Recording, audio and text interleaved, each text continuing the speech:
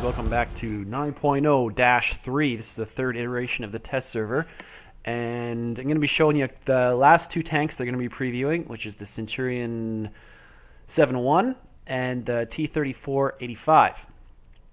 So here is the Centurion 7.1, looking pretty fine. As you can see, I am now in the crop garage, standard account. Actually, I think the lighting looks a little bit cooler in here. It's a little bit more centric above the tank, so you can see the shadow of the barrel. Some nice detailing around the matlet. All scraped up. Definitely a nice step up from the existing model.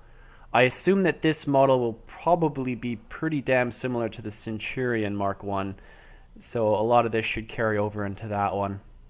I assume that one would probably be in the next patch. Road wheels look pretty nice. A lot of detail, a lot of depth in them.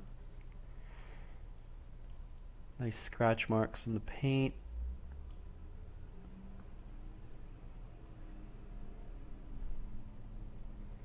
Overall, pretty impressive looking.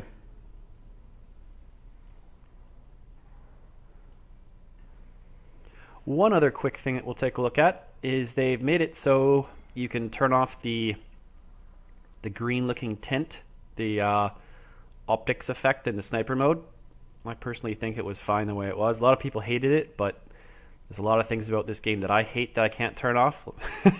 Can't turn off the invisible tanks and the artillery, so why can't I turn that off? So next, we'll boot up the T-34-85, and you can see how that one looks. Okay, here we are, T-34-85. This is with the upgraded turret. When you drop back to the regular turret, it looks like this.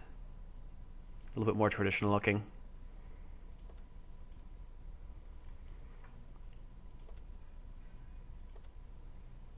And you got the choice of the two 85mm guns.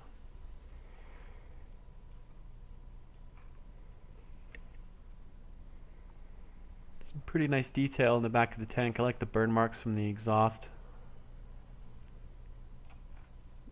Fuel tanks are pretty round looking now.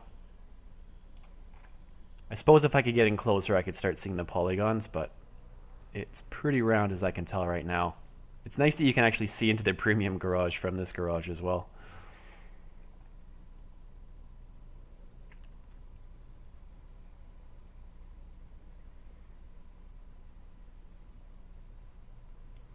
Would like to see a little bit more from this kind of surface. This should be more reflective and reactive to the environment. It looks very static, almost pretty much like it's painted on. It doesn't react to the environment at all.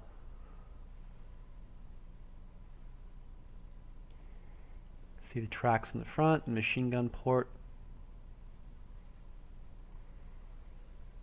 Looks pretty nice.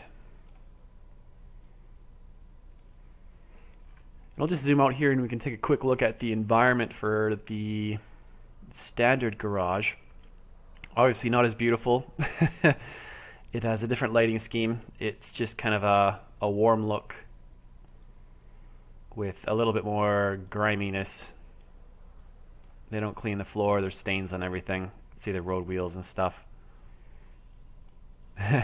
See the American motorcycle sitting off to the side there. Doesn't look as pristine as in the other one.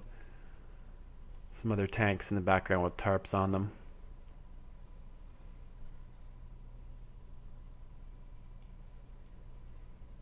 Overall looks pretty nice. There hasn't been a lot of changes from what I could tell. I've read all the patch notes and stuff. Nothing really dramatic. The main things were just the addition of these two tanks, and they fixed a bunch of bugs. And that was just about it. So this will be a quick one. Just wanted to show you guys the two new tanks in all their pristine HD glory. Captain out. Another quick thing I did notice here is they've changed the Chaffee's turret back. This change isn't going in quite yet. You can see that you can put back on the fat turret, the big bulbous looking one. So that's back on the Chaffee. That won't be instituted until all the American Tier 8 light tank stuff gets sorted out. The German light tank stuff will probably be sorted out at the same time as well. Loading up the Tiger here, you can see it looks a little bit less dynamic and cool in this garage than it does in the other one. I think when you pay for premium, you actually get a little bit better lighting in the other garage. But one thing that you can notice is they've spiffied up the road wheels a bit on the Tiger. They added these bolts, and those bolts look like they're actually geometry, because you can see they have a little bit of depth to them. I'm pretty sure that they are. So that looks pretty cool. Adding a little bit more detail to the tracks.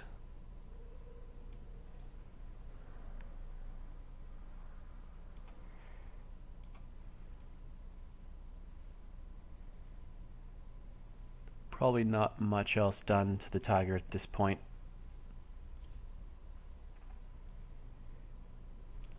Still a little bit annoyed that they default to the Arctic camouflage in the garages and stuff. I wish that would be one thing that they'd look at, to just make it go to the summer camo. It looks a little bit odd. And then this tank it's loading up into, this looks like the desert camouflage I have for it. So a little bit of inconsistency there. Not sure why it's acting that way, but it is how it is. And since I'm here, I thought I would take a look at the M4A2E4, which is a tank that you can only get on the Russian server, and you can only get access to this when the test server goes up. So you can see a little bit about what this thing looks like.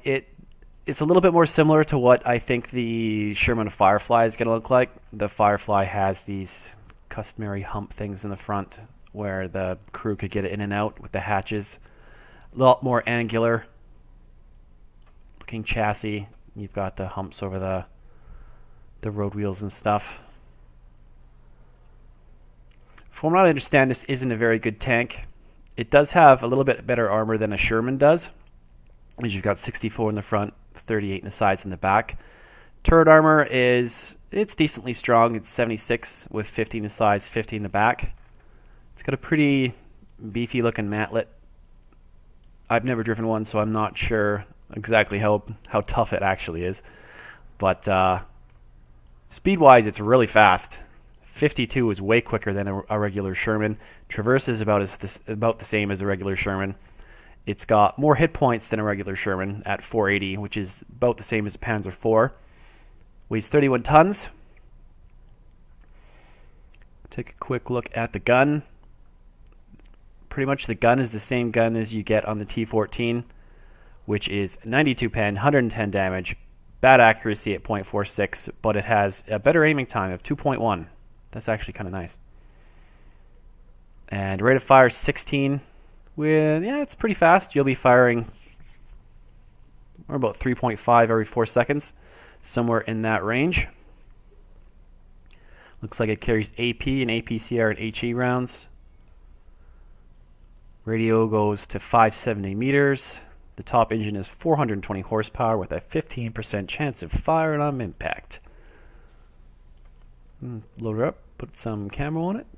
See if camo improves the situation. That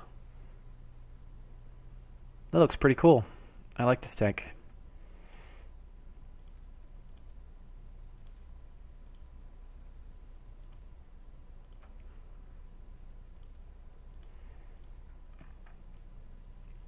All around, I think this would be a tank that some people might buy if it was for sale. I don't know if it's worth 1,500 gold. That's what they currently have the price on for it. I have a Ram 2 already. I have a T14 because I'm a nerd. And I also have a Locust that was gifted to me by one of my fantastic subscribers. So yeah, that's the M4A2E4.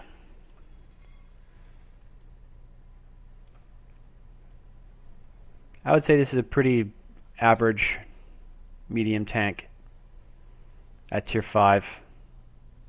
Probably would have trouble penning stuff without shooting APCR rounds. and even then you only get 127. So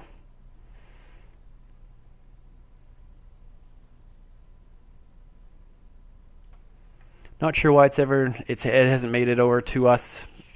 I think this was actually a tank that was given to beta testers when World of Tanks was in its beta phase. And that'll wrap up this quick look at the E4 Sherman.